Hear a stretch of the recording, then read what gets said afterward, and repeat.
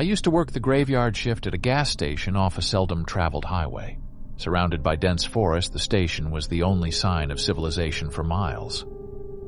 It all started on a Thursday evening. As the night crept on, the silence was oppressive, broken only by the occasional drip of water from a leaky faucet. I remember I tried to lose myself in a book, hoping to forget the unease I felt.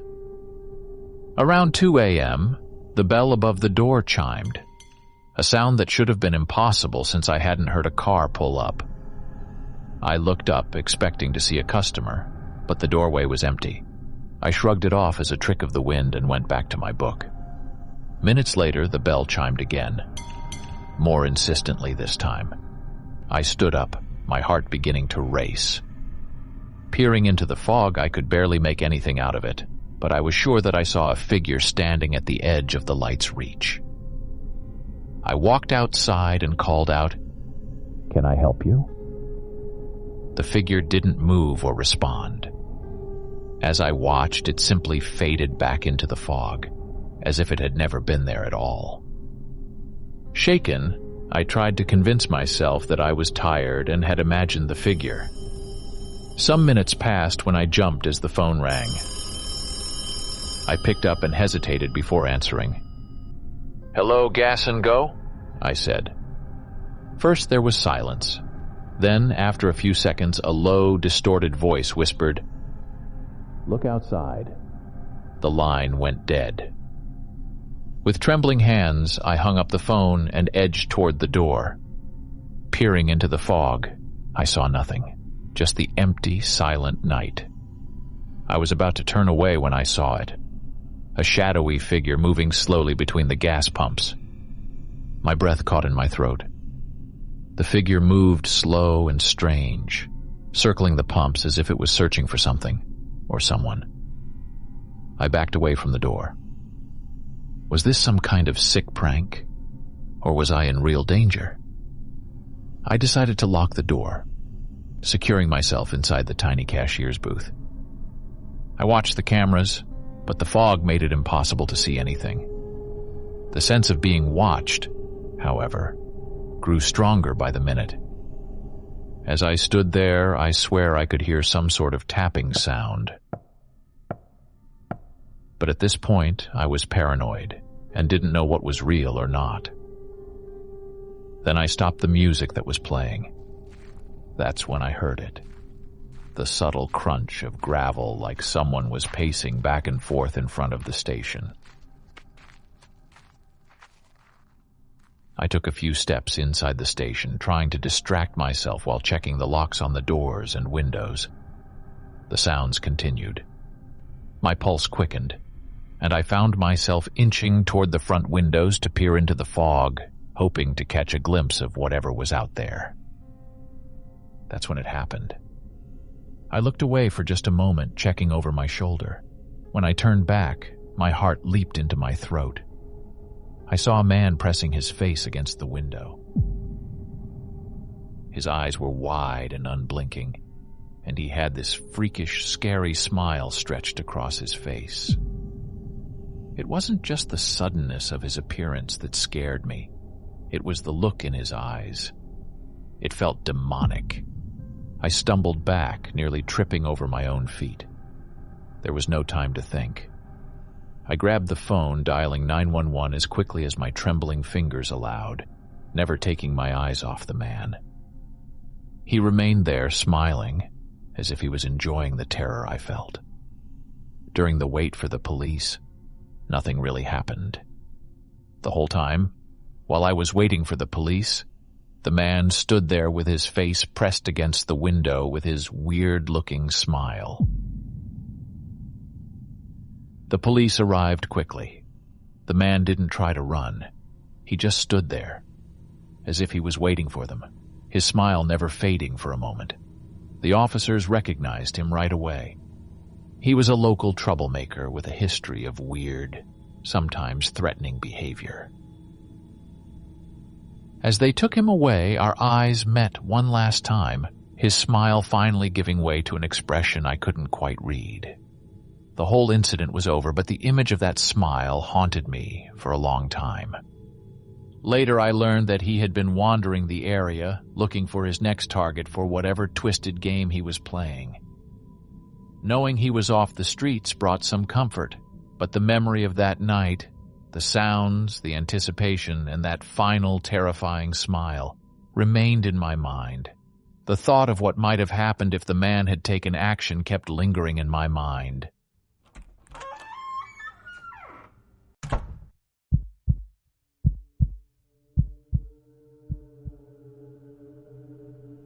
I never thought working the night shift at a gas station could turn into one of those horror stories you hear about but wish you hadn't. Yet here I am, hoping someone will believe what happened that night. It all started with a knock, a slow, deliberate knock that didn't match the usual late-night door chime or the sounds of cars pulling up.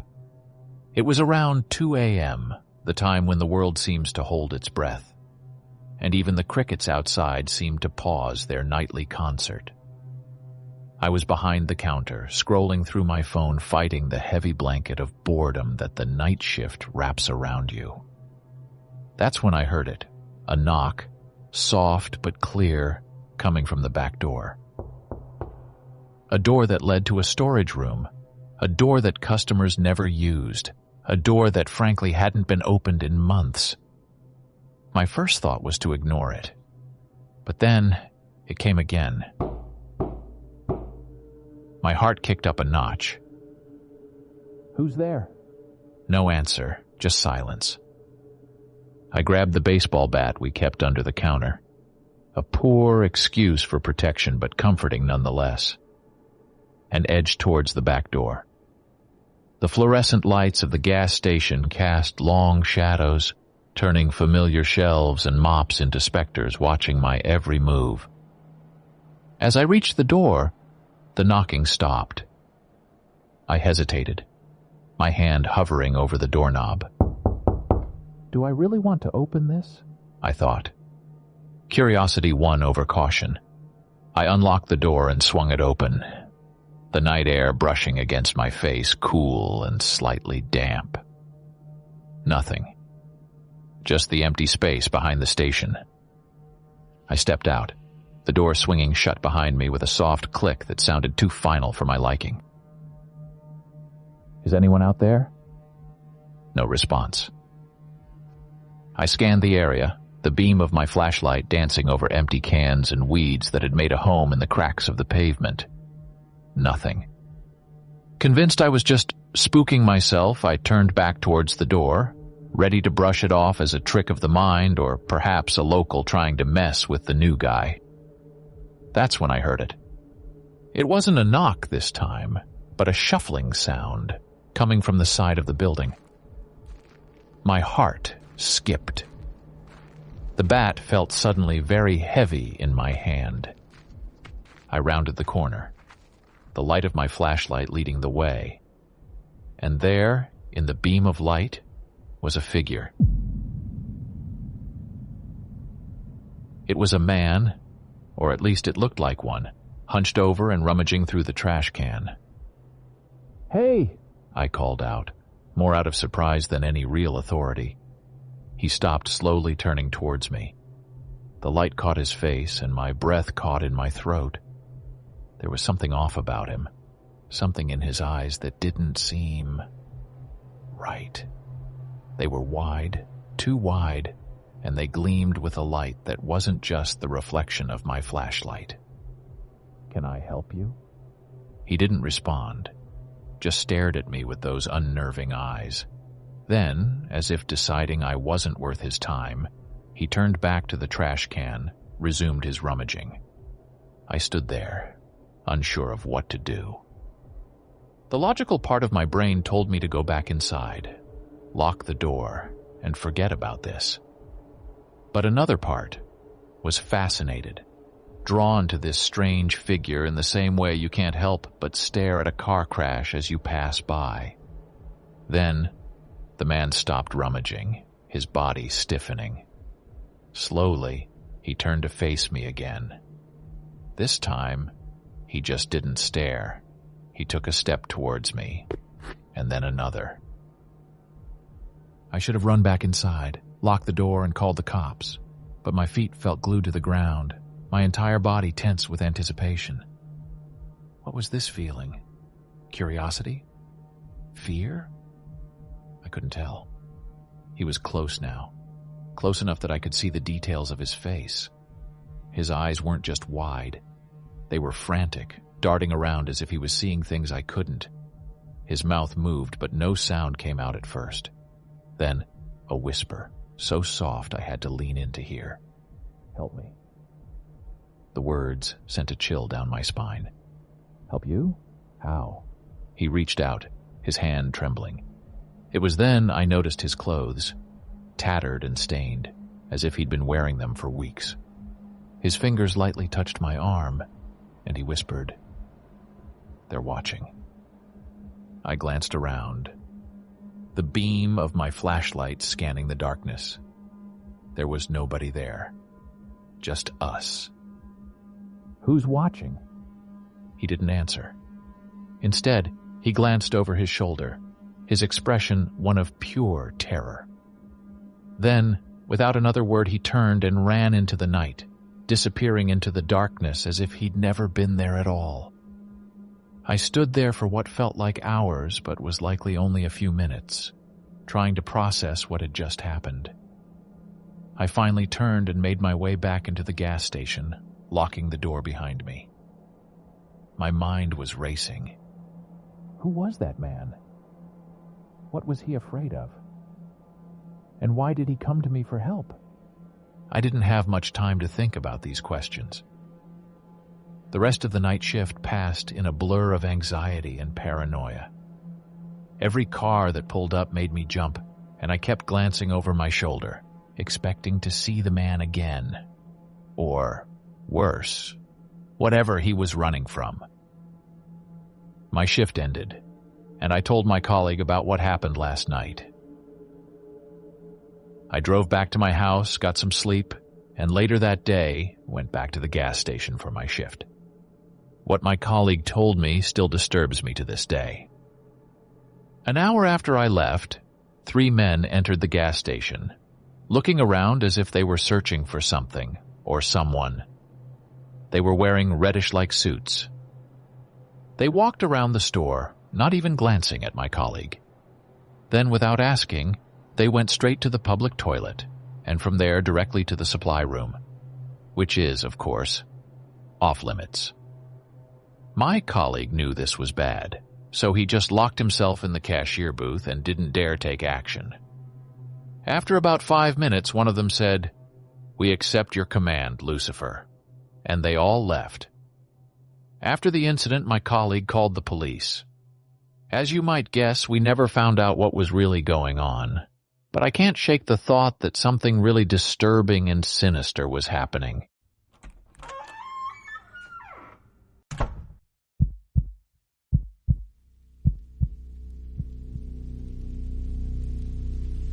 Working the midnight shift at a gas station was never my dream job, but as a college student, it paid the bills. My name is Jake, and this is the story of one night that turned my normal side job into a scene straight out of a horror movie.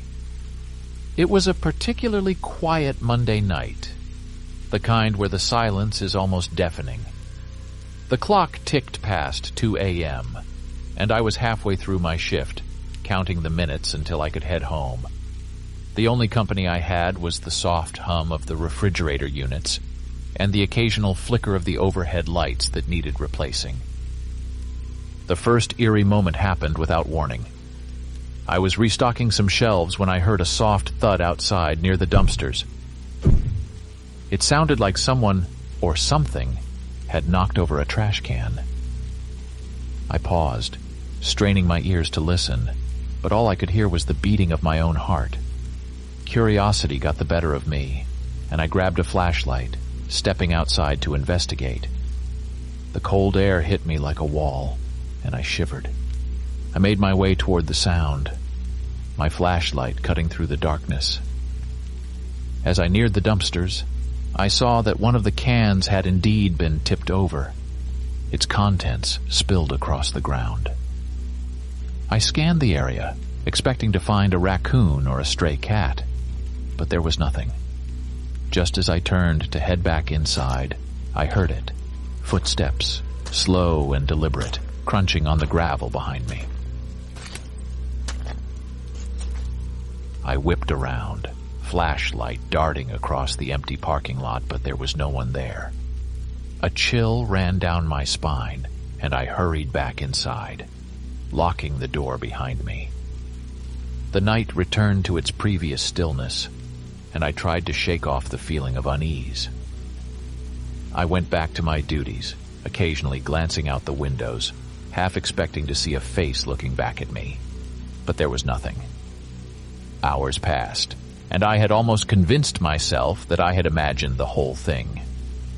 Then, around 4 a.m., the silence was shattered by the bell above the door, signaling a customer. I looked up to see a man entering the store. He was tall, with a thick coat pulled tight around him and a hat pulled low over his face. Something about him set off alarm bells in my mind, but I pushed them aside. "Can I help you?" I asked, trying to keep my voice steady. The man didn't respond. He just stood there, staring at me from across the store.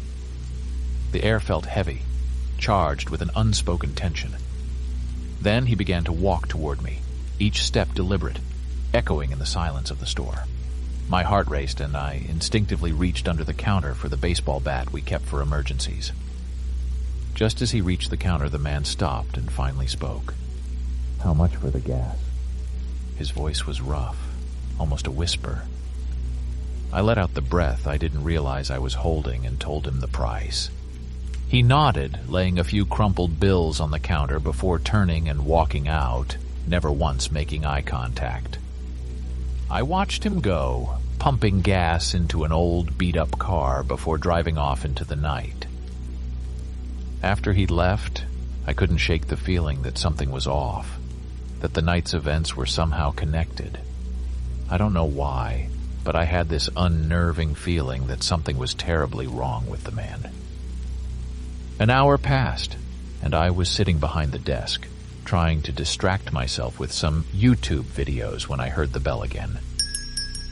Looking up, I saw the same man standing there, but this time he was covered in mud, as if he had been in the woods. His return was a huge red flag for me. Trying to keep my cool, I asked if I could help him with anything.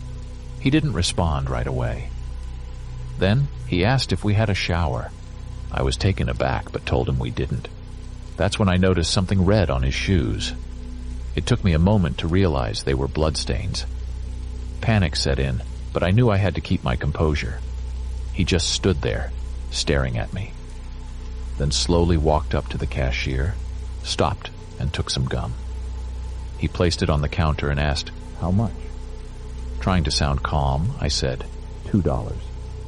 He paid and walked back to his car. As soon as he left, I quickly wrote down his license plate number and called the police, giving them all the details. A week passed when I was watching the news and saw the man being arrested for murder. Apparently, he had killed his wife and had her dead body in his car, burying her somewhere nearby the gas station. The news mentioned that thanks to an anonymous tip that night, they were able to catch him. Till this day, I'm still wondering if it was my call that helped,